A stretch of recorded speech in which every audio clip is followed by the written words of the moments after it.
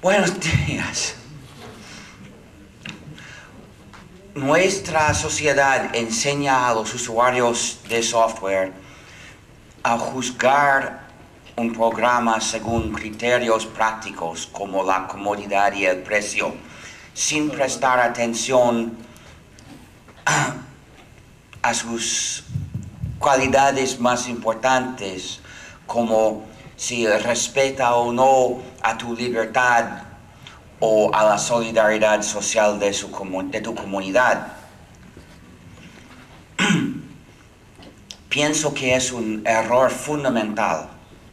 Y la idea del software libre es que el software debe respetar la libertad y la solidaridad social de las comunidades. Que la libertad es más importante que la comodidad. Un programa es de software libre si respeta la libertad esencial del usuario. Si un programa no respeta la libertad del usuario, es de software privativo, no privado. Privado es otra cosa, es decir, que alguien tiene una copia y usa el programa sin distribuirlo. Y es legítimo, pero privativo es otra cosa. Dice que sí se distribuye, pero privándoles a sus usuarios de su libertad. Esta práctica no es ética, porque mantiene a los usuarios en un estado de división e impotencia. División porque cada uno es prohibido de compartirlo con los demás. E impotencia porque los usuarios no poseen el código fuente y no pueden cambiar nada, ni siquiera pueden averiguar qué hace de verdad este programa. Pero un programa libre sí respeta la libertad del usuario. ¿Qué quiere decir? ¿Qué libertad es? Es la cuestión principal, porque no basta decir estoy por la libertad sin aclarar qué quiere decir la libertad. Hay 4 libertades esenciales para el usuario de software. La libertad 0 es la libertad de ejecutar el programa como quieras. La libertad 1 es la libertad de estudiar el código fuente del programa y cambiarlo para que el programa haga lo que quieras. La libertad 2 es la libertad de ayudar a tu prójimo, es decir, la libertad de distribuir copias exactas del programa a los demás cuando quieras. Y la libertad 3 es la libertad de contribuir a tu comunidad, es decir, la libertad de distribuir copias de tus versiones cambiadas cuando quieras. Con estas 4 libertades, el programa es de software libre, es decir, que su sistema social de distribución y uso es un sistema ético que respeta la libertad y la solidaridad social. Pero si una de estas libertades falta, el programa es software privativo, es decir, que su sistema social de distribución y uso no es ético. Un tal programa no debe existir, porque su existencia no es una contribución a la sociedad, sino un ataque. Es un golpe. Por lo tanto, la meta del movimiento de software libre es eliminar el software privativo y poner en su lugar software libre. Para siempre tener las 4 libertades, debes evitar todo software privativo, porque cualquier programa privativo te privaría de la libertad. Pero, ¿por qué estas libertades son las esenciales? ¿Por qué definir el software libre así? Cada libertad tiene su razón. La libertad 2, la libertad de ayudar a tu prójimo, la libertad de distribuir copias exactas cuando quieras, es esencial por razones fundamentales éticas para poder vivir una vida ética como buen miembro de tu comunidad. Si usas un programa sin la libertad 2, estás en peligro de caer en cualquier momento en un dilema moral. Cuando tu amigo te pida una copia del programa, en aquel momento tendrás que elegir entre dos males. Un mal es darle una copia y romper la licencia del programa. Otro mal es negarle una copia y cumplir con la licencia del programa.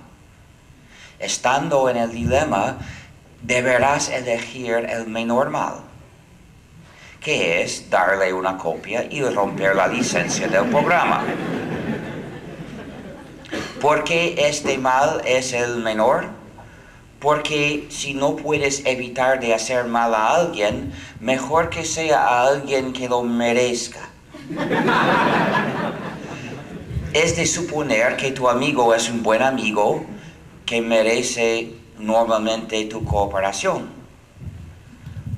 Mientras, por contraste, el desarrollador del programa privativo habrá atacado deliberadamente la solidaridad social de tu comunidad.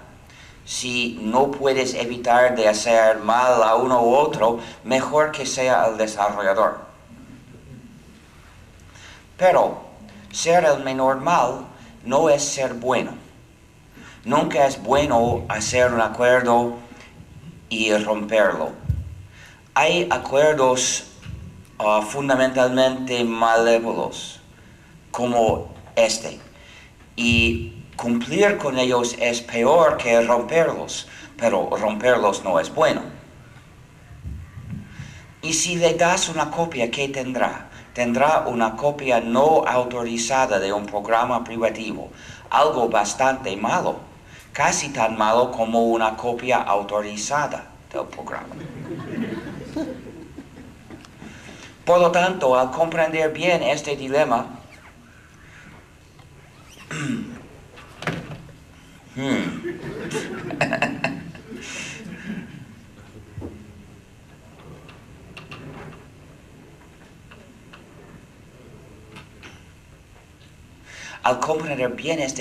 lo que de verdad debes hacer es evitar de encontrarte en el dilema.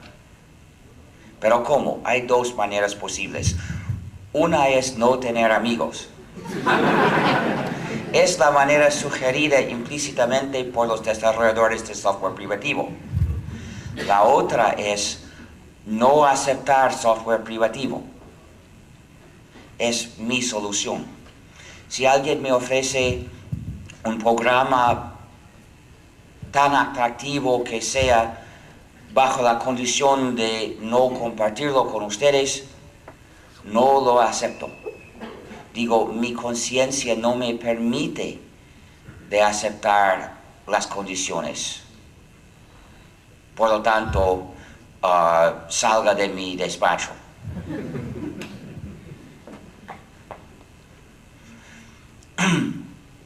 El recurso, el más esencial de cualquier sociedad, no es un recurso físico, sino un recurso psicosocial, el espíritu de buena voluntad, el espíritu de ayudar a tu prójimo.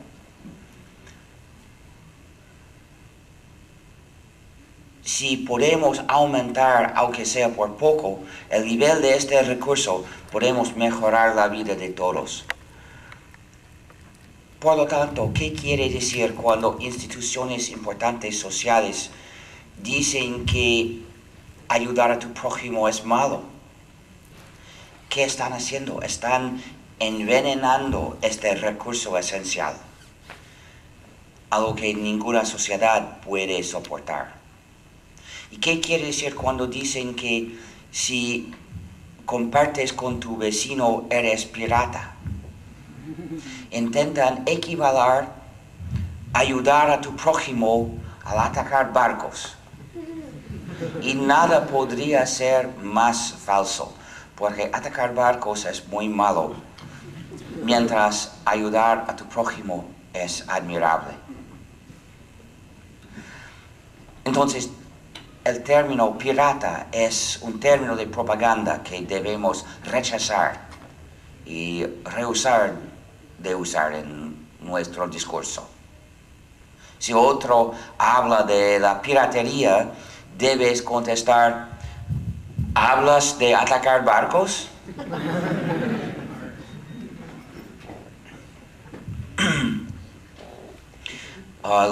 Lo llamaría yo la compartición prohibida.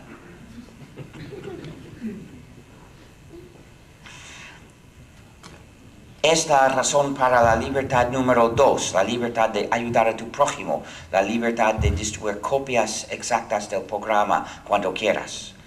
La libertad 0, la libertad de ejecutar el programa como quieras, tiene otra razón, es para tener el control de tu propia informática. Hay programas privativos que restringen incluso el uso de las copias autorizadas. Restringen en qué computadora se pueda usar o por quiénes o para qué propósito. Obviamente no es tener el control. Esta libertad es esencial, pero no basta, porque solo es la libertad de hacer o no hacer lo que el código del programa permita. Es decir, que el desarrollador sigue decidiendo por ti, no por la licencia, sino por el código. Para tener el control de tu propia informática necesitas también la libertad 1, la libertad de estudiar el código fuente del programa y cambiarlo para que haga lo que quieras. Con esta libertad decides tú, gracias, y no él. Si usas un programa sin la libertad 2, sin la libertad 1, ni siquiera puedes averiguar qué te hace. Y muchos programas privativos te harían algo bastante malo. Muchos programas sin la libertad 1 contienen funcionalidades malevolentes, concebidas no para servir al usuario, sino para espiar al usuario, restringir al usuario, a veces para atacar al usuario. Por ejemplo, funcionalidades de vigilancia son muy comunes. Un programa privativo que quizás conoces de nombre, que vigila al usuario, se llama Microsoft Windows. Cuando el usuario de Windows, y no digo tú porque no usarías tal programa, cuando el usuario de Windows invoca la funcionalidad del menú para buscar una palabra en sus archivos, Windows envía a Microsoft un mensaje diciendo qué palabra se ha buscado. Una funcionalidad de vigilancia, pero hay otra. Cuando Windows XP pide una actualización por la red, envía a Microsoft la lista de todos los programas instalados en la máquina. Otra funcionalidad de vigilancia. Microsoft nunca nos anunció la presencia de estas funcionalidades. Su descubierto necesitaba investigación. Por lo tanto, es muy posible que queden otras funcionalidades de vigilancia por descubrirse. Pero la vigilancia no está limitada a Windows. Windows Media Player también vigila al usuario, dice a Microsoft todas las cosas que el usuario mira. Vigilancia completa. Pero no debes pensar que únicamente Microsoft es tan malo como para hacer vigilancia, porque Real Player hace vigilancia igual. Y pienso que Real Player lo hacía primero porque Microsoft está conocido más por imitar que por inventar.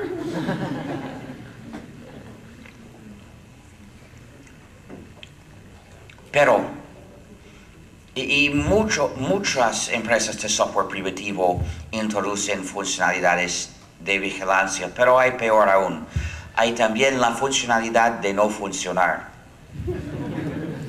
Cuando el programa te dice, no quiero mostrarte este archivo, aunque esté en tu computadora. No quiero permitirte de copiar una parte de este archivo, aunque esté en tu computadora.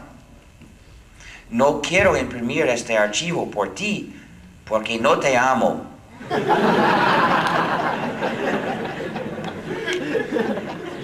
Y es verdad que este programa No Te Amo no está para servirte, sino para restringirte. Sirve a otros.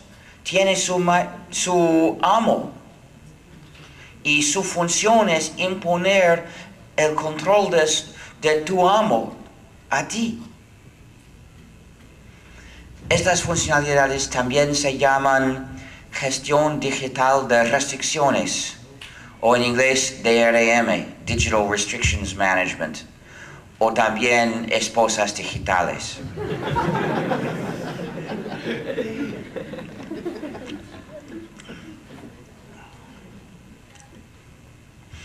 La funcionalidad deliberada de no funcionar por ti. Muchas empresas lo hacen. Microsoft lo hace, Apple lo hace, Google lo hace, la BBC lo hace. Y tenemos una campaña de protestas, incluso en las calles, contra la gestión digital de restricciones. Se radica en el sitio defectivebydesign.org. Puedes inscribirte para participar en nuestras acciones contra la DRM.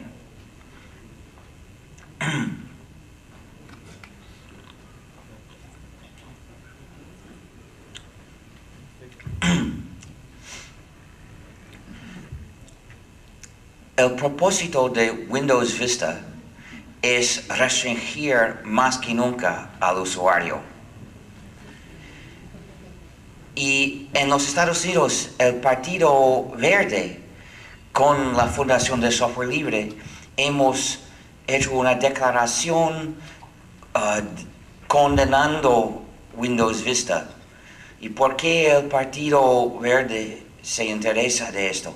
Porque Windows Vista exige que su usuario eche a la basura dispositivos que funcionan, porque no fueron diseñados para restringir bastante al usuario. Entonces Microsoft ha decidido exigir el reemplazo de esos dispositivos, generar más basura.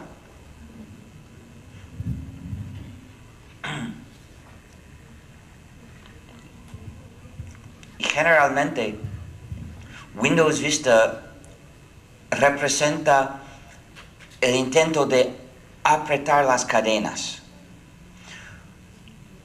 Obviamente es imposible ser libre usando cualquier versión de Windows. Entonces, los usuarios deben defenestrar sus computadoras.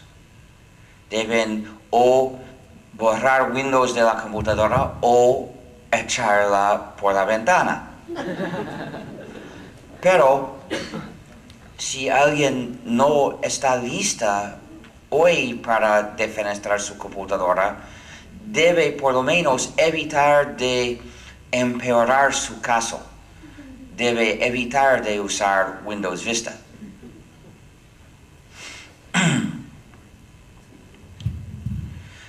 Tenemos, por lo tanto, otra campaña en el sitio badvista.org para explicar a la gente por qué deben evitar el uso de Windows Vista.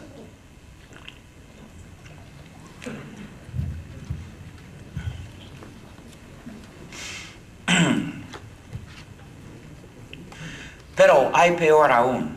Hay también las funcionalidades malevolentes para atacar al usuario. Las puertas traseras. Un programa privativo que quizás conoce este nombre, que contiene una puerta trasera, se llama Microsoft Windows. Cuando Windows XP pide una actualización, Microsoft conoce más o menos la identidad del usuario y puede entregarle una actualización específicamente para él. Es decir, tomar el control completo de su computadora.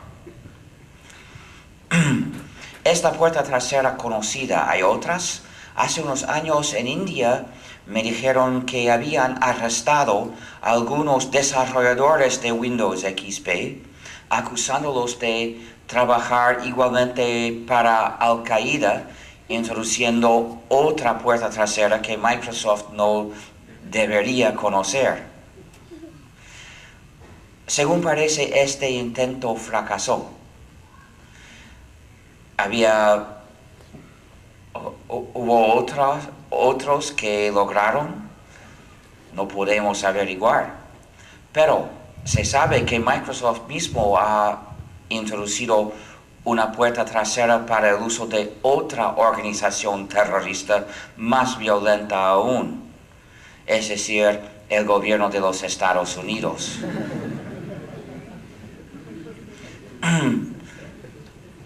Se ha descubierto en 99 en un programa de servidor. Esto nos demuestra que no es posible racionalmente prestar confianza a un programa privativo sin la libertad número 1. Cada tal programa exige una fe ciega de sus usuarios, porque no tienen otra opción, no tienen la posibilidad de averiguar. Entonces podemos dividir los programas privativos sin la libertad 1 en dos clases. Una clase es los programas en los cuales conocemos funcionalidades malevolentes. Otra clase es los programas en los cuales no conocemos ninguna funcionalidad malevolente. Algunos programas sí las contienen, pero no las conocemos, y otros programas no las contienen, pero nunca podemos estar seguros que algún programa no contiene funcionalidades malevolentes. El único caso de certidumbre es conocer funcionalidades malevolentes en un programa. Entonces, no podemos identificar ninguno de estos programas sin funcionalidades malevolentes. Pero supongo que hay bastantes. No sé cuáles son, pero los hay. Pero ¿qué podemos decir sobre ellos? Los programas que no podemos identificar, que no contienen funcionalidades malevolentes. Podemos decir que sus desarrolladores son humanos, por lo tanto cometen errores. Es decir, que el código de esos programas contiene errores. Y el usuario de un programa sin libertad 1 es igualmente impotente frente a un error accidental como frente a una funcionalidad malevolente deliberada. Si usas un programa sin libertad 1, eres prisionero de tu software. Nosotros, no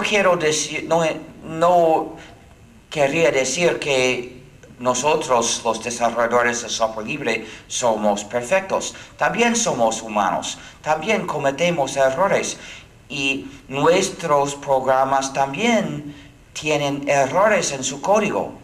La diferencia es que si encuentras un error o cualquier cosa que no te guste en el código de un programa libre, puedes cambiarlo.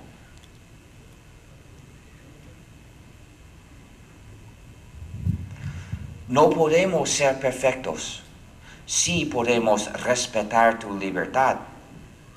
Y aquí está toda la diferencia.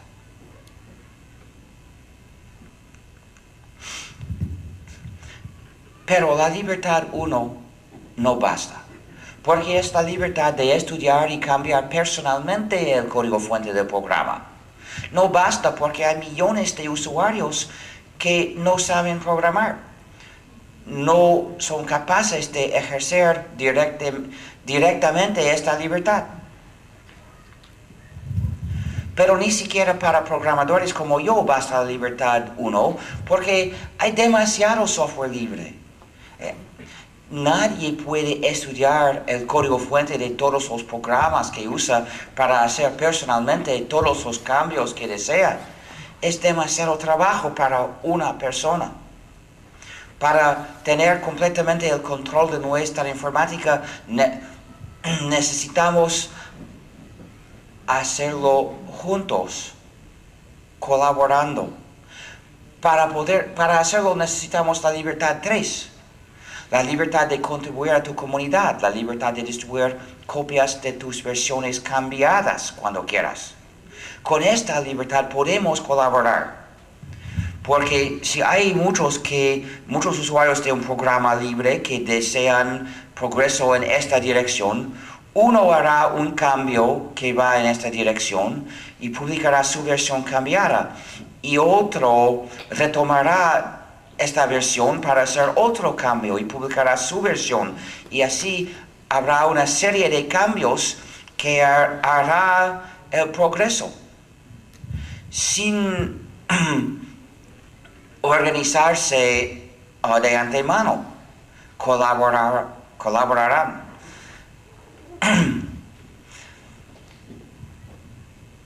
Entonces, si hay 1 millón de usuarios de un programa libre que desean algún cambio, entre ellos habrá unos miles que saben programar, y algún día algunos harán el cambio y publicarán su versión cambiada, y todo el millón podrá instalarla y tendrá el cambio que habrá deseado. Entonces, todos los usuarios reciben los beneficios de las 4 libertades. Todos los usuarios pueden ejercer directamente las libertades 0 y 2. La libertad de ejecutar el programa como quieras y de distribuir copias a los demás cuando quieras, porque no exigen programar. Las libertades 1 y 3, la libertad de estudiar y cambiar el código fuente y luego publicar si quieres tu versión cambiada, sí exigen programar. Cada uno puede ejercer estas libertades hasta el punto que sepa programar. Y muchos quieren aprender quizás un poco de la programación, pero hay muchos que no quieren aprender nada porque tienen otros intereses. Bueno, no saben ejercer directamente esas libertades, pero reciben los beneficios cuando los programadores hacen cambios y publican sus versiones cambiadas. Todo el mundo luego puede instalarlas y recibe los beneficios.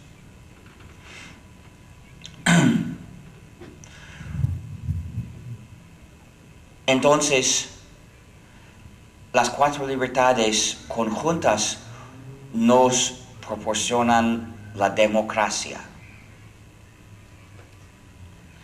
Un programa libre se desarrolla democráticamente bajo el control de sus usuarios. Cada uno puede participar cuanto quiera en la decisión social, que es la suma de todas las decisiones individuales. La decisión social sobre el futuro de este programa, es decir. Por contraste, un programa privativo se desarrolla bajo la dictadura de su desarrollador y funciona como el vehículo de imponer su poder a los usuarios.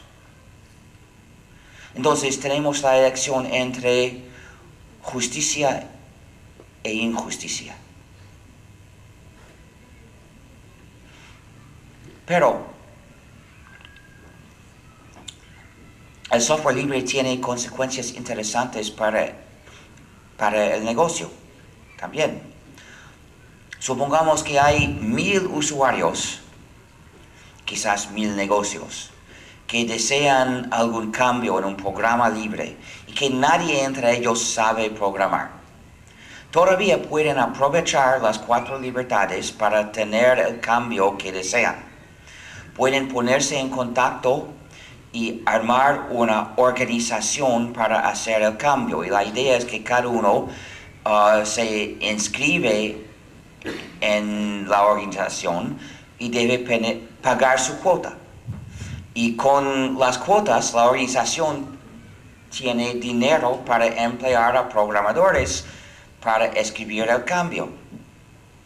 Entonces, si es un cambio de tamaño medio, quizás necesita un mes de trabajo de un buen programador y cuesta $10,000. Entonces, cada miembro deberá pagar $10. No es mucho. O si piensan que solo la mitad se inscribirán, puede cobrar la cuota de $20. Tampoco mucho.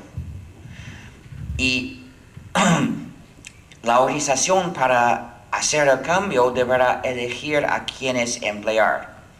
Es decir, debe hablar con un grupo de programación o programadores preguntándoles cuándo podrían hacerlo, cuánto costará.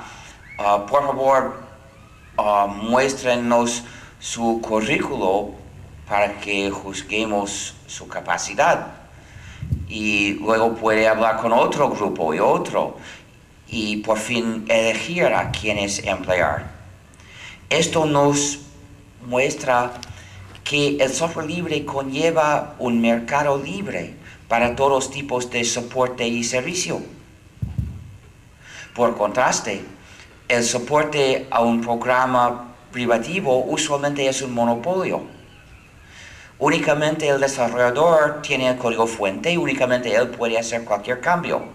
Si el usuario desea un cambio, tiene que rogarle o rezarle: oh desarrollador omnipotente, haga este cambio por mí.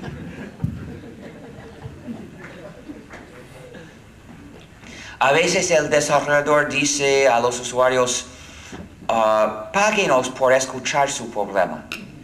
Si el usuario lo hace, el desarrollador le dice: muchas gracias, en 6 meses habrá una actualización, cómprela y verá si habremos corregido su problema y verá qué problemas nuevos le proporcionaremos.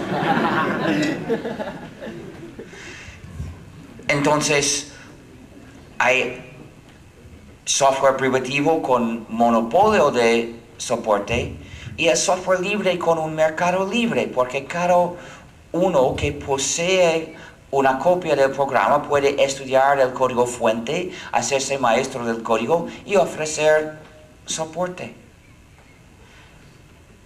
Un mercado libre bastante fácil de entrar también. ¡Qué ironía que los desarrolladores de software privativo nos acusen de ser comunistas! Porque ellos tienen el sistema stalinista.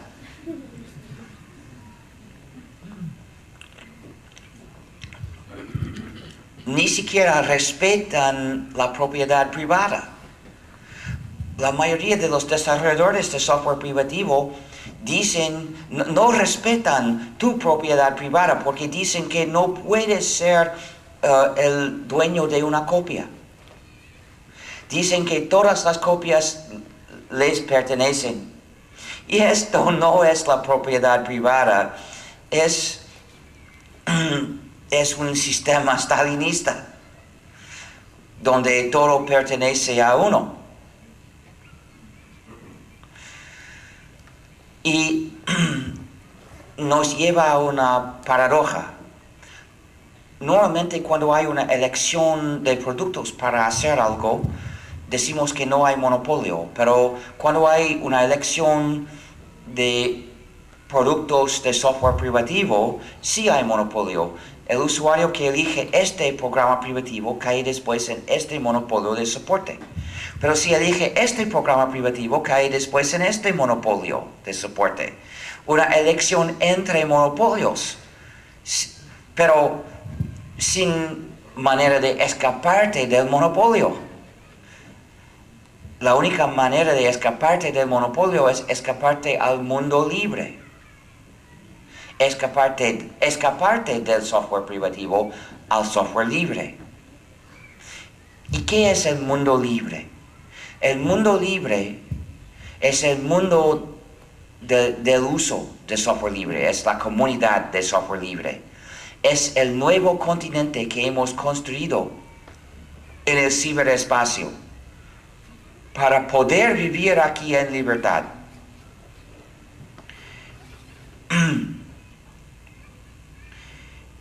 Y los invito a todos a venir al mundo libre para vivir en libertad conmigo. Era imposible.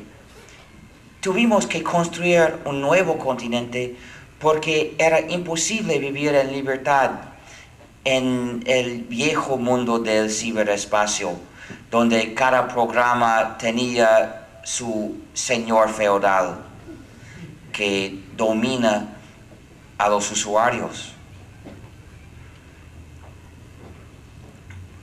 Por ser un continente virtual, tiene espacio para todos.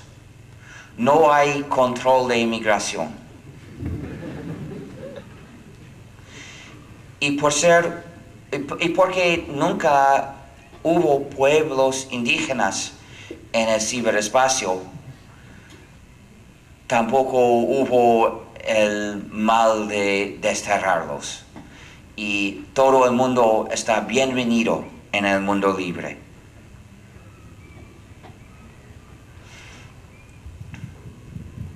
Y la última meta del movimiento de software libre es la liberación del ciberespacio y de todos sus habitantes.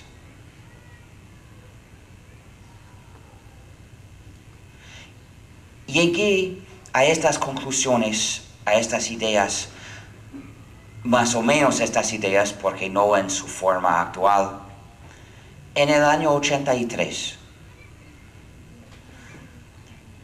Y quería vivir en libertad usando computadoras. ¿Pero cómo? Era imposible, porque la computadora no hace nada sin sistema operativo. Y todos los sistemas operativos de la época eran privativos. ¿Cómo podría cambiarlo yo? Yo era una sola persona sin experiencia política ni capacidad política que supiera yo, pero tenía un talento fuerte de desarrollar software, sobre todo el software del sistema operativo. No pensaba poder convencer a los estados que cambiaran sus leyes ni a las empresas que cambiaran sus prácticas. Pero un día noté que podría hacer este cambio con desarrollar otro sistema operativo y liberarlo. Siendo el autor, podría liberarlo legalmente.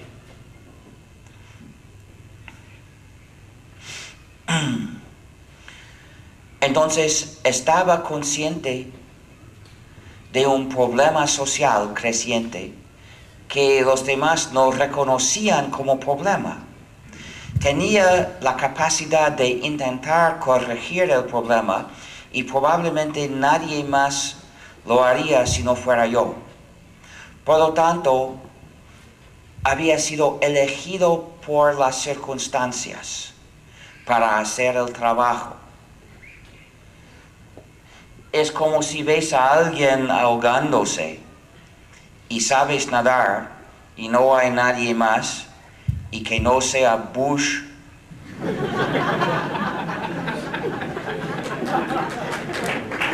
ni Calderón.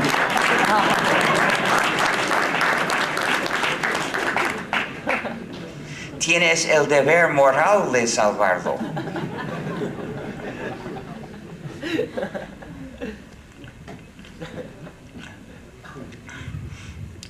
No sé nadar yo, pero en este caso el trabajo que hacer no era nadar, sino escribir mucho software, y esto sí sabía hacer.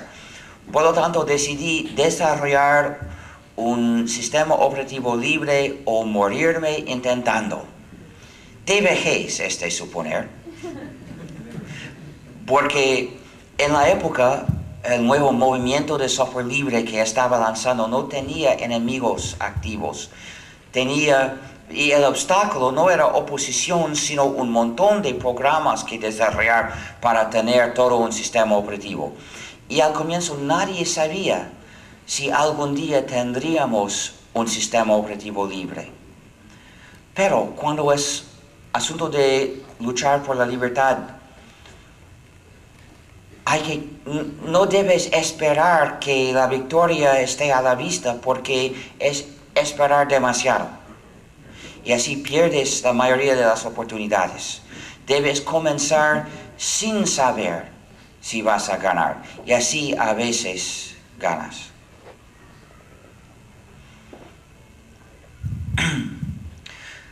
Esta decisión me llevó a otras decisiones técnicas. ¿Qué tipo de sistema? Decidí seguir el diseño de Unix para producir un sistema portable capaz de funcionar en muchos tipos de computadoras. Y decidí hacerlo compatible con Unix para que los muchos usuarios de Unix pudieran fácilmente migrar a mi sistema. Pero esta decisión decidió todo, porque Unix es una colección de muchos programas que se comunican entre ellos con interfaces más o menos documentadas, y los usuarios también usaban las mismas interfaces para invocar los programas. Entonces, para ser compatible, mi sistema tendría que usar las mismas interfaces, es decir, reemplazar cada componente compatiblemente. Y la única cosa que necesitaba para comenzar era el nombre.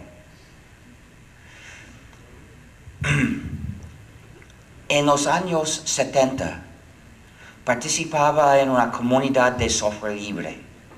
Es así que aprendí a apreciar la libertad y a saber que una comunidad de software libre sí es posible.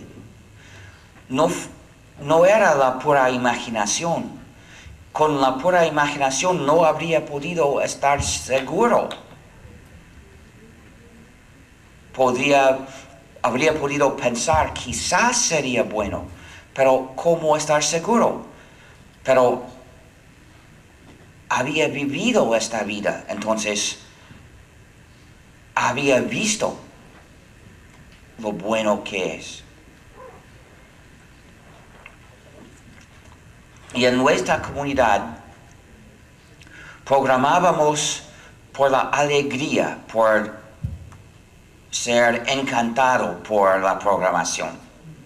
La mitad éramos empleados y la otra mitad estudiantes, pero todo esto era secundario, porque el motivo principal era el antojo de programar. Entonces, hacíamos todo no solo para ser útil, sino también para divertirnos. Y solíamos darles a nuestros programas nombres graciosos, nombres divertidos, para más placer. Y tenemos una costumbre, una tradición específica. En la informática en los años 70 era normal tener que desarrollar un programa parecido a otro programa que funcionaba solo en otro tipo de computadora. La única manera de tener funcionalidad parecida en tu computadora era que escribías otro programa. En nuestra comunidad teníamos la costumbre de dar al programa nuevo como nombre un acrónimo recursivo diciendo que este programa no es el otro. Es una manera graciosa de reconocer el otro programa. Por ejemplo, en el año 75 desarrollé el primer editor de textos Emacs. Fue un editor extensible. Y después había 30 imitaciones. Y unos se llamaban algo Emacs. Pero otros también había Fine para Fine is not Emacs. También Sign para Sign is not Emacs. También Aina para Aina is not Emacs. También Mince para Mince is not complete Emacs. Y la versión 2 de Aina se llamaba Zwei para Zwei was Aina initially. Se puede divertir mucho con acrónimos recursivos. Busqué un acrónimo recursivo para algo is not Unix, pero ninguna tal combinación es una palabra. Y sin otro significado no es gracioso. ¿Qué hacer? Pensé hacer una contracción para eliminar la I y tener un acrónimo de 3 letras, algo NU. Intenté cada inicial, enu, bnu, knu, dnu, inu, fnu, gnu. Pero gnu es la palabra la más cargada de humor del idioma inglés. Porque según el diccionario, la G es muda y se pronuncia nu como nuevo. Entonces, cada vez que quieres escribir nu, puedes escribirlo GNU. Y es un juego de palabras. Quizás no muy bueno, pero hay muchos.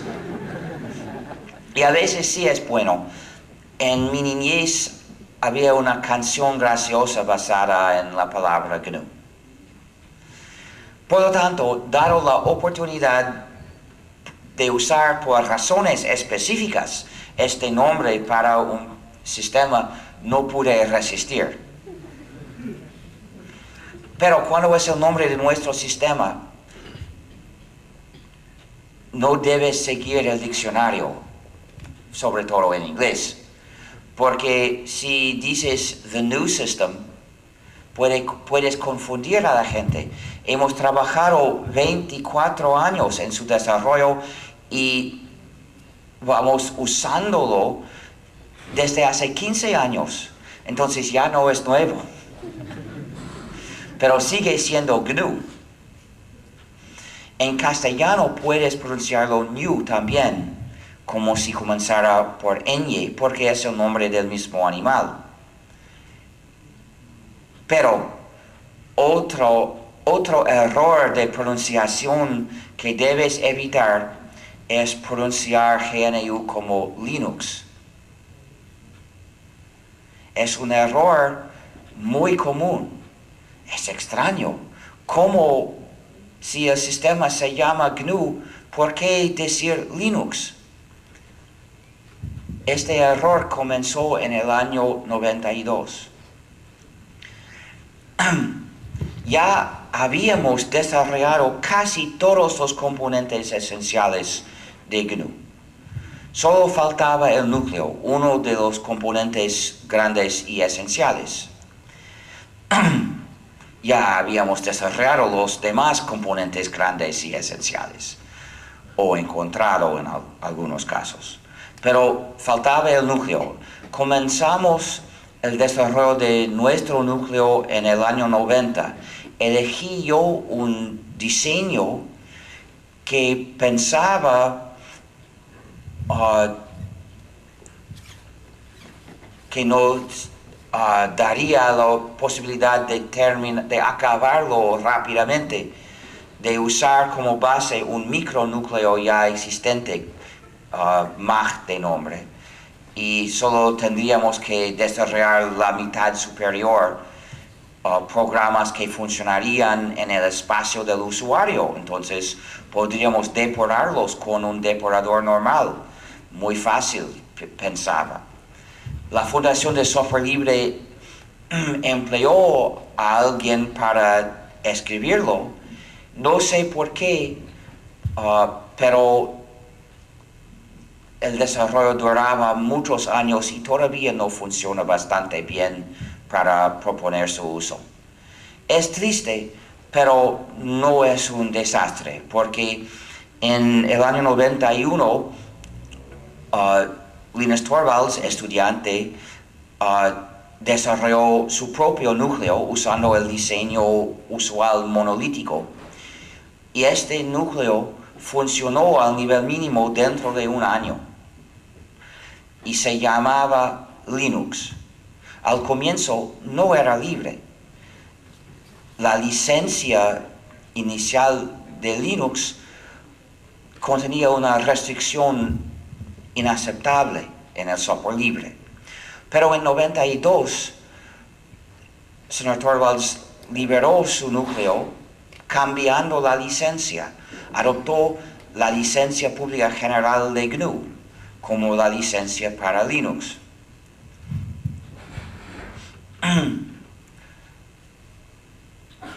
Al cambiar la licencia, Linux era libre.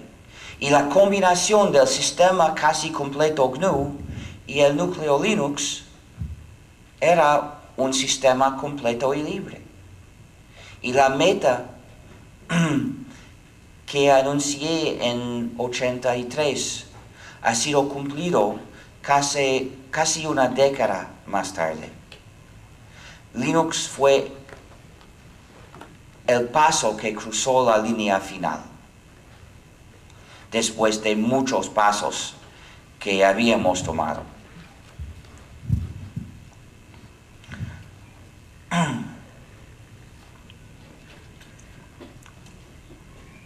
Y por la primera vez era posible usar un PC en libertad. Pero al mismo tiempo, los que comenzaron a formar las combinaciones de GNU y Linux y distribuirlas, se equivocaron llamando la combinación como Linux. Y así comenzó este extraño error. Un error injusto para nosotros, los desarrolladores de GNU, porque da el reconocimiento de nuestro gran trabajo a otro posterior que hizo menos. No es justo. Por lo tanto, les pido llamar el sistema GNU con Linux, escrito GNU/Linux. Y así darnos reconocimiento igual. Pero es verdad que el reconocimiento personal no es el asunto ético el más importante de la vida.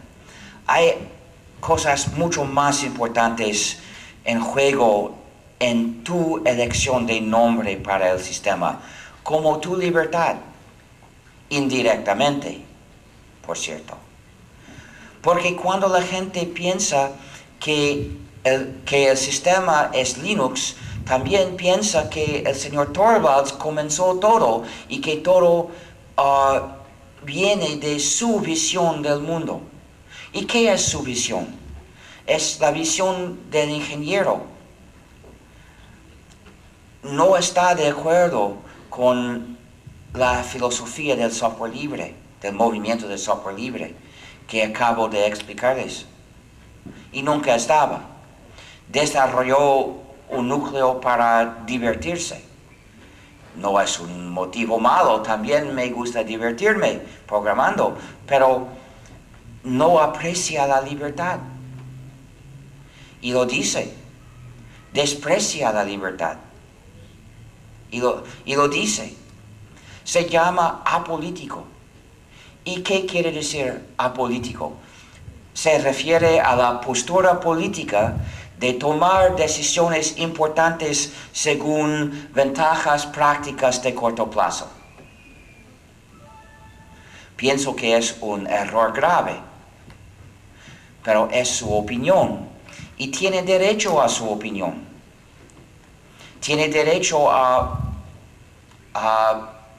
promover su opinión, pero no es justo que use el crédito injusto de nuestro trabajo para promover su oposición a la filosofía que motivaba nuestro gran trabajo.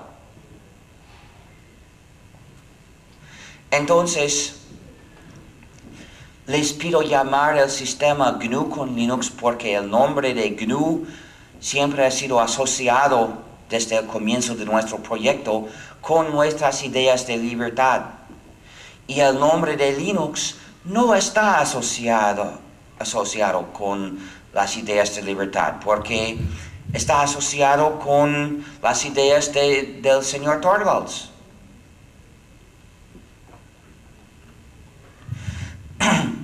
Es muy importante educar a la gente a valorar más su libertad, porque frecuentemente hay amenazas a la libertad y de no defenderla, la perdemos. Hay muchas oportunidades de perder la libertad. Solo basta mirar los Estados Unidos, donde nuestros propios líderes nos han quitado los derechos humanos fundamentales en nombre de protegernos de otros enemigos secundarios. Los estadounidenses no valoraban bastante su libertad, no bastante para defenderla. Si mágicamente podríamos conseguir software libre para todas las tareas que la gente quiere hacer, mañana podríamos distribuirlos y todo el mundo tendrá libertad, pero la guardará no necesariamente sin valorarla, porque alguien desarrollará programas privativos nuevos para ofrecerles y de no valorar su libertad, aceptarán el oferto del programa privativo en cambio a su dinero y su libertad, pero solo notarán que el pago de dinero, no notarán el pago de libertad.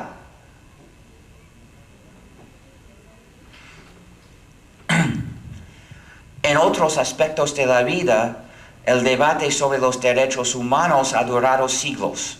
Mucho tiempo para considerar las cuestiones, decidir qué son derechos humanos esenciales y difundir las ideas mundialmente. No asegura que siempre logremos defenderlas, pero por lo menos nos da una base para comenzar. Pero la informática es un aspecto nuevo de la vida. Solo desde hace 15 años, en unos pocos países, la mayoría de los ciudadanos usan computadoras. En otros países menos. No mucho tiempo para este debate. Y el debate que hemos tenido usualmente fue dominado por las ideas de las empresas grandes desarrolladores de software. Tenían mucha influencia. Fue casi imposible pensar que el software debe ser libre, que el usuario merece algún derecho humano como usuario de software. Pero pienso haber identificado 4 derechos humanos que el usuario merece. Las 4 libertades que definen el software libre son los derechos humanos que todo usuario de software debe tener. Pero muy pocos han pensado tal cosa. Casi todo el mundo que usa computadoras ha comenzado con el software privativo. En una sociedad llena de usuarios de software privativo, solo había software privativo. Entonces, Todos daban por supuesto que el software privativo era normal y bueno. Si estás acostumbrado a algo desde la niñez, es muy difícil pensar que es injusto. Ni siquiera yo lo he imaginado desde cero, porque tenía la experiencia de vivir en una comunidad de software libre. No necesitaba imaginarlo porque lo había visto. Entonces, exigir que los demás hagan algo que ni siquiera yo he podido hacer es bastante difícil, y muy pocos en el debate, casi no hubo debate. Todos daban por supuesto que el software privativo es normal. ¿Y cómo podrían recibir la idea de que no es normal ni justo? Tenemos que transmitirles esta idea. Es nuestra tarea educar a los demás, pero se hace muy poco. La mayoría de los mismos usuarios del sistema GNU con Linux nunca han escuchado esta idea, porque piensan que el sistema es Linux y solo ven las ideas asociadas con el nombre de Linux. Ideas que citan únicamente valores prácticos, como la comodidad y el precio, sin mencionar la libertad ni la solidaridad social como valores. Ni siquiera dicen software libre. Desde 98 usan otro término para evitar de aludir a la libertad. Dicen código abierto. Abierto es una palabra mucho más vaga y débil que libre. Algo puede ser abierto, no implica normalmente la libertad. Solo dice que algo es visible o que uno puede entrar, pero no dice que estás libre después de entrar. Entonces es una manera de no mencionar, no plantear los asuntos éticos.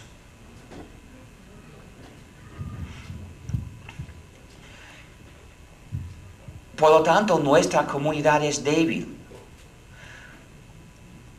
No defiende su propia libertad, o muchos no la defienden, porque algunos sí. Pero para lograr más, para vencer, necesitamos más en nuestra comunidad que defiendan la libertad.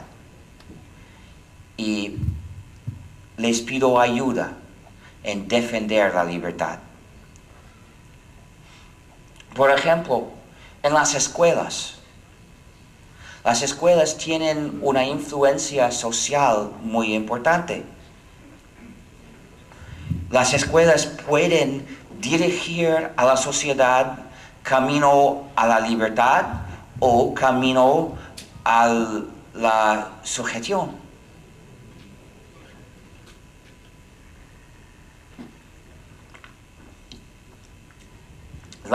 Por lo tanto, las escuelas deben enseñar únicamente el software libre. Deben proporcionar únicamente el software libre a sus alumnos. Las escuelas de todos los niveles, desde la primaria a la universidad, deben usar con sus alumnos únicamente el software libre. Hay 4 razones. Primero, para economizar. En cualquier país, las escuelas no tienen bastante dinero y no deben desperdiciar su dinero pagando permiso de usar software privativo. Es bastante obvia y superficial. Y algunas empresas de software privativo eliminan esta razón regalando copias gratuitas de su software no libre a las escuelas o casi regalando. ¿Y por qué? ¿Porque son idealistas y quieren animar la educación? Pienso que no. Quieren convertir las escuelas en palancas para empujar la sociedad entera camino a la dependencia al mismo software privativo. La idea es que la escuela les enseñe a los alumnos a usar el software privativo y al graduarse que tengan la dependencia al programa privativo y, por cierto, la misma empresa no les ofrece a los exalumnos después de graduarse copias gratuitas, ni menos aún a las empresas para las cuales trabajan. Entonces, es como regalar drogas adictivas a las escuelas para inyectar a los alumnos para que gradúen con una dependencia quizás permanente. La primera dosis es gratis, después hay que pagar. Entonces, Microsoft tiene su departamento de servicio educativo.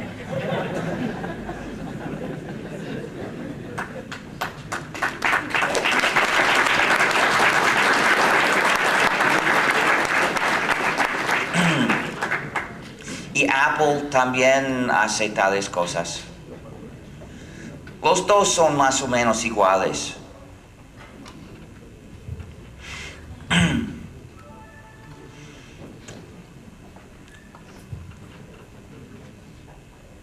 Pero la escuela tiene una misión social de formar a la próxima generación como buenos ciudadanos de una sociedad capaz, fuerte, independiente y libre.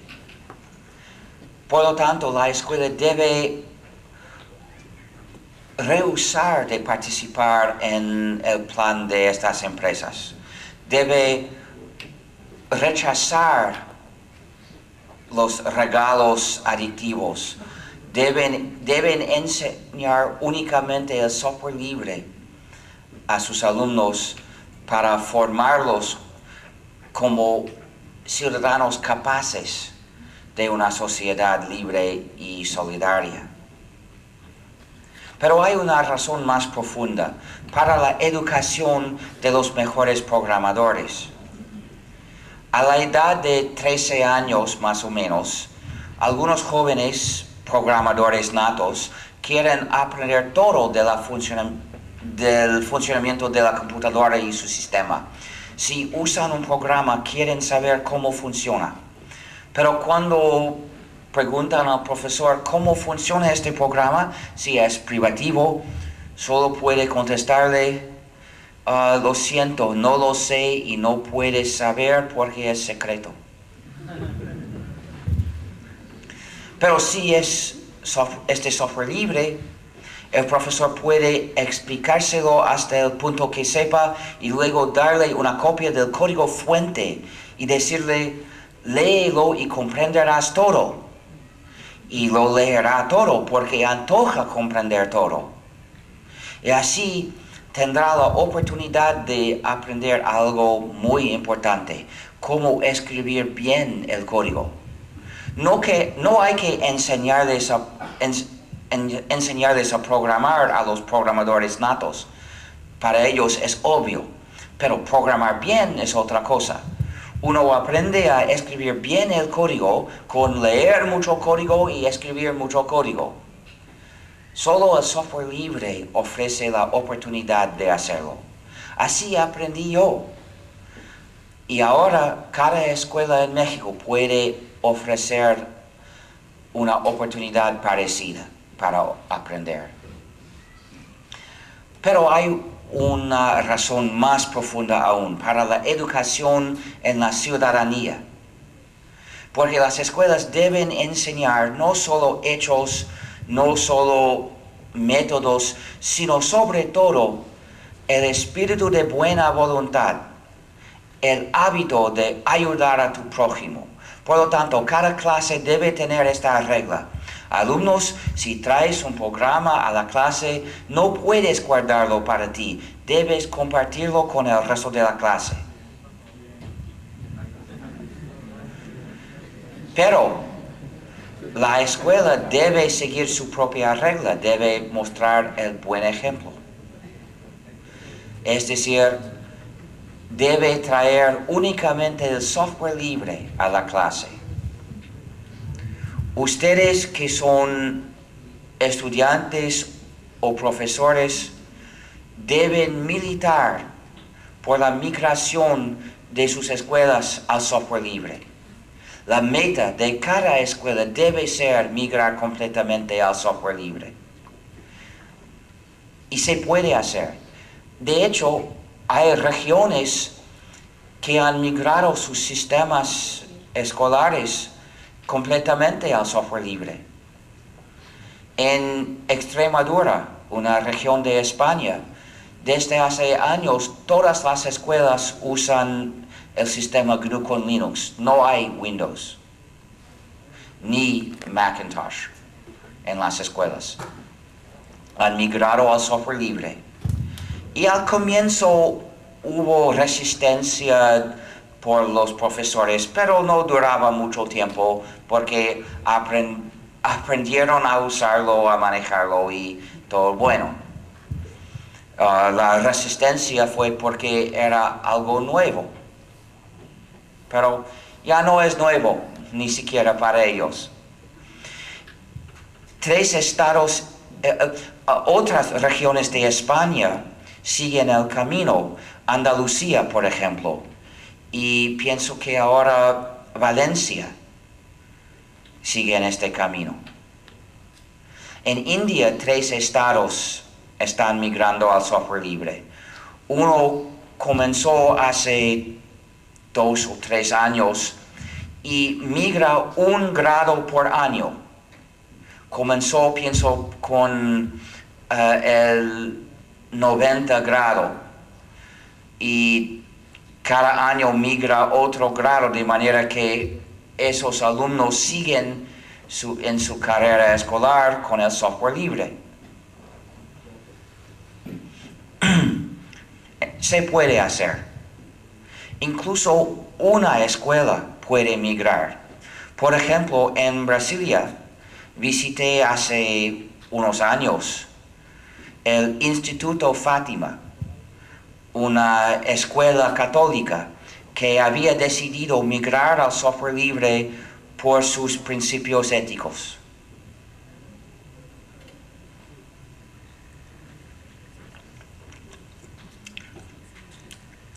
En agosto visité una universidad en Lima que ha migrado su departamento de informática y estaba planeando la migración del resto de la universidad.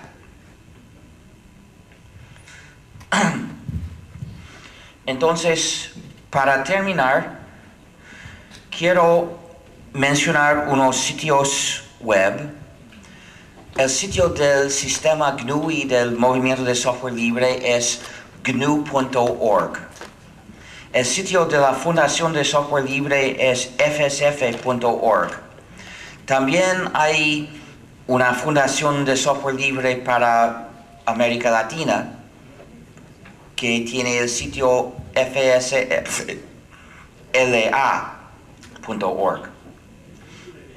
Aquí tenemos cosas para regalar y cosas para vender, para financiar la FSF, no para mí. Hay calcomanías en la mesa afuera y también venden pequeños pines y llaveros y USB keys de 64 mega. Contienen algunos programas libres para la privacidad, pero es una manera de financiar la FSF. Y también hay copias de mi libro de ensayos, la versión española, que se venden afuera. Y si compras mi libro, firmaré tu copia. Y para terminar, quiero presentar mi otra identidad.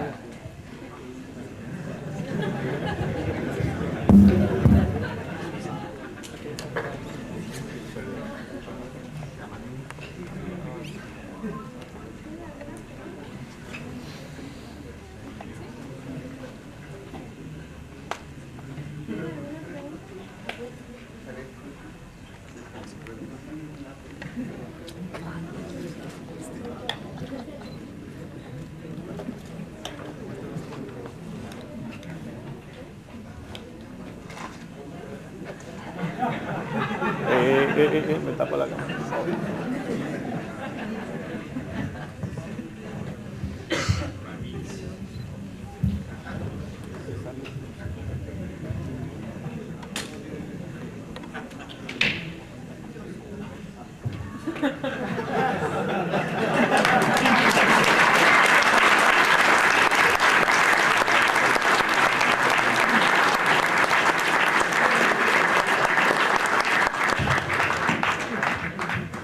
Soy el San Ignacio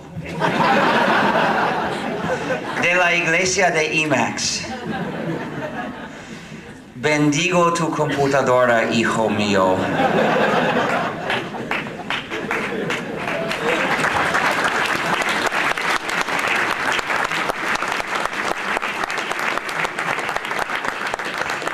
IMAX era al origen un programa editor extensible de textos que se volvió una manera de vida para muchos usuarios porque con todas las extensiones podían hacer todas sus tareas informáticas sin salir de IMAX. Y por fin se volvió una iglesia con el lanzamiento del grupo de noticias alt.religion.emacs. Ahora en la iglesia de IMAX tenemos una cisma grande entre varias versiones rivales de IMAX. Y también tenemos santos, pero no tenemos dioses. En lugar de dioses adoramos un editor. Para hacerte miembro de la iglesia de IMAX, tienes que pronunciar la profesión de la fe. Tienes que decir: no hay otro sistema que GNU y Linux es uno de sus núcleos.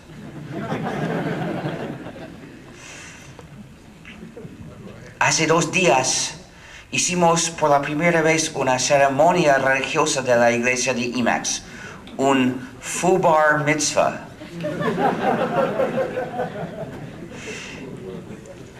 En la cual un joven recitó una parte del código fuente ante la congregación.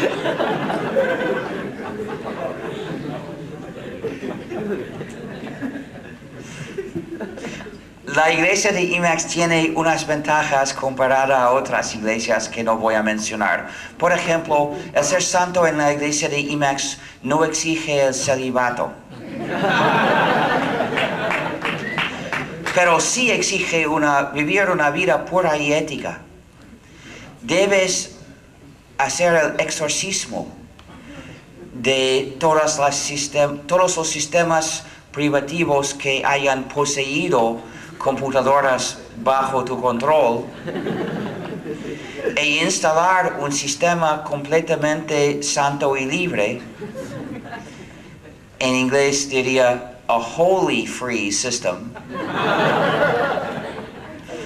e instalar únicamente software libre con el sistema. Si haces este voto y lo cumples, también serás santo y también podrás tener una aureola si encuentras una porque no las fabrican más. A veces me preguntan si en la iglesia de IMAX el uso del otro editor VI es un pecado. Es verdad que VI es el editor del diablo, Pero el uso de una versión libre de VI no es un pecado, sino una penitencia, porque funciona muy peor. Y a veces me preguntan si mi aureola es de verdad un viejo disco duro de computadoras. No es un disco duro, es mi aureola. Pero era un disco duro en una existencia anterior. Muchas gracias.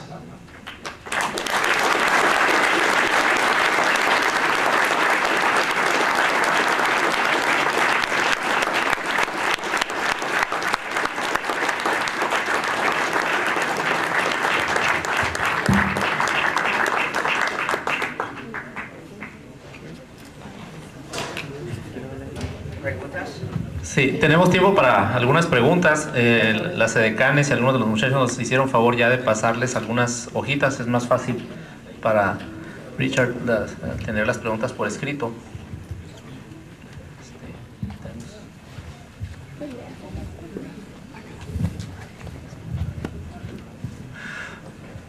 ¿Qué opinas sobre el emulador de ambiente Windows Wine? Primero, no es un emulador. Wine quiere decir, wine is not an emulator. Pero pienso que es útil. Muchos han desarrollado programas privados que corren sobre Windows. Y si Wine les ayuda a usar sus propios programas sobre GNU con Linux, es bueno.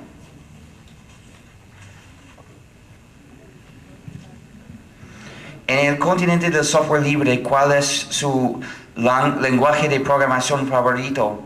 No tiene favorito mucho. Hay millones de habitantes y cada uno tiene sus preferencias de lenguaje. Mis lenguajes favoritos son C y Lisp. Lisp es el lenguaje el más elegante y capaz. C es bueno para escribir programas que deben ejecutar rápidamente, y se dice que C combina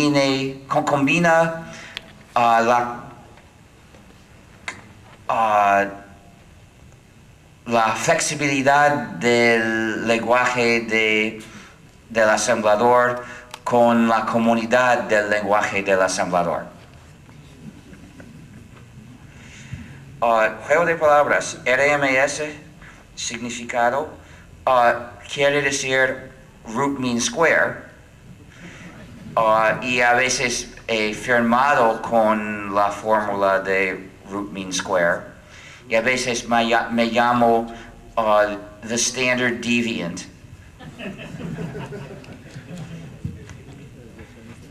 ¿Por qué recomienda Ututo? Es Ututo. Hay una muestra de la debilidad de nuestra comunidad que surge de la falta de atención a la libertad. Es el hecho que casi todos los cientos de distribuciones de GNU con Linux contienen programas privativos. Hace 5 años, cuando me preguntaron dónde puedo conseguir una copia de GNU con Linux, no tenía respuesta porque no había distribución libre. Ahora conozco 2 distribuciones libres, Ututo y GNUsense. Pero no son las distribuciones muy conocidas. Las distribuciones muy conocidas contienen programas no libres. Y no puedo recomendarlas. Es muy triste, pero demuestra lo fácil que es perder la libertad por falta de atención. ¿Cuál es el principal impedimento en México para la migración de nuestra infraestructura tecnológica a sistemas libres? No conozco la situación específica de México, pero mundialmente el obstáculo es la inercia social. Cada uno dice, sería incómodo cambiar antes de los demás. Espero a los demás. Si todo el mundo espera a los demás, nadie comienza. Entonces, para fomentar la migración hay que decidir, no voy a esperar a los demás. Y rechazo la inercia social como motivo de no avanzar. Por ejemplo, si una escuela considera migrar, puede encontrar muchas excusas para no migrar. Puede decir, pero las empresas que van a emplear nuestros graduados usan hoy Windows, hoy día. Entonces, nuestros alumnos quieren aprender Windows porque ellos no valoran su propia libertad. Hay dos respuestas posibles, porque es el hecho. Pero hay dos respuestas posibles al mismo hecho. Una respuesta es, haré lo fácil, lo cómodo. Y quieren aprender Windows, les enseñaré Windows.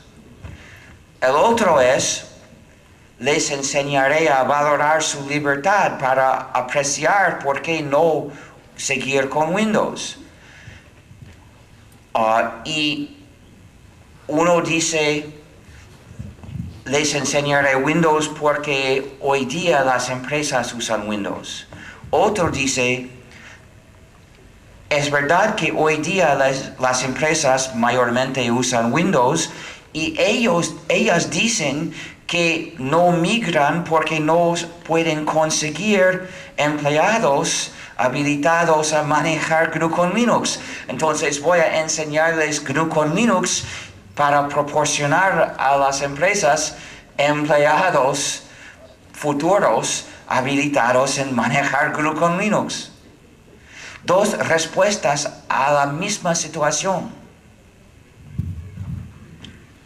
¿Qué opinas sobre la negativa de Linus Torvalds a migrar el kernel Linux a la GPL versión 3? ¿Y cómo afecta al movimiento del software libre?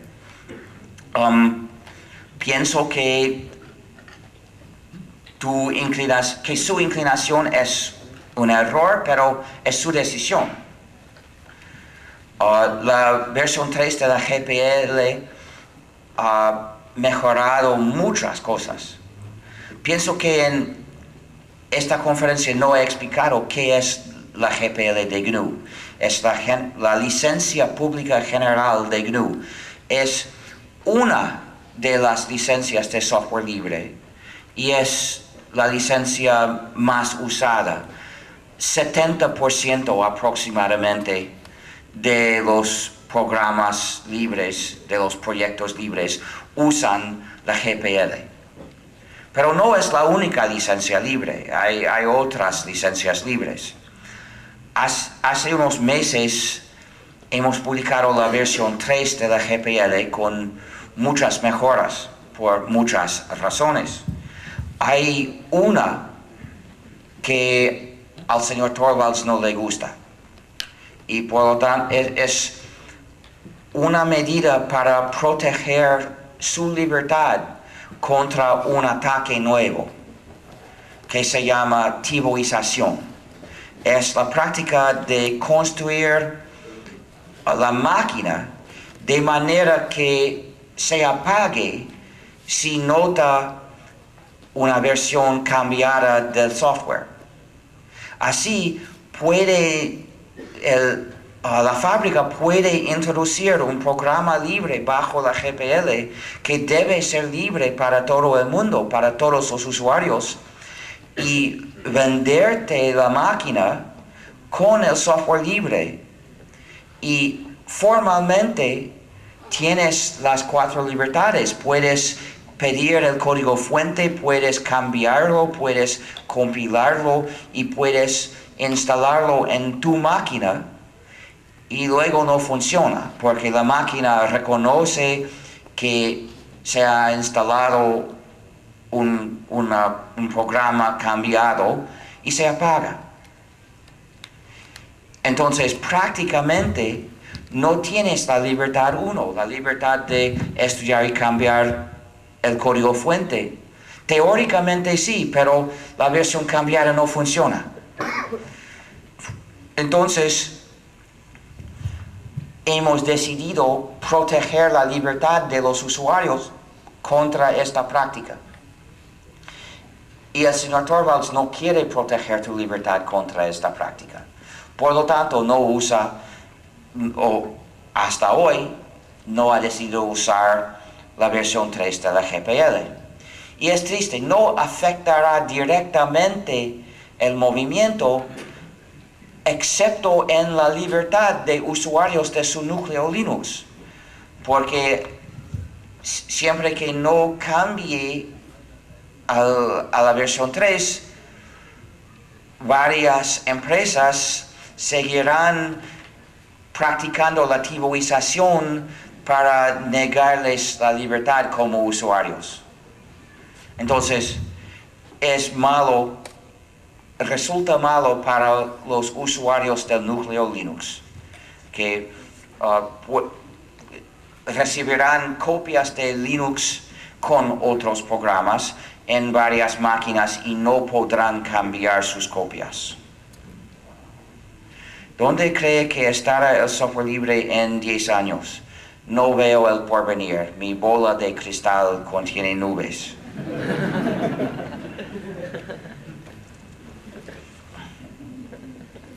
¿Qué opina de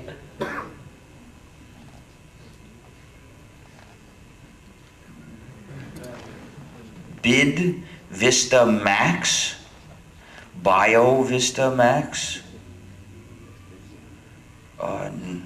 Quizás se refiere a Windows Vista de alguna manera, pero es algo que no conozco. ¿Quién lo escribió? ¿Puede explicarme a qué se refiere?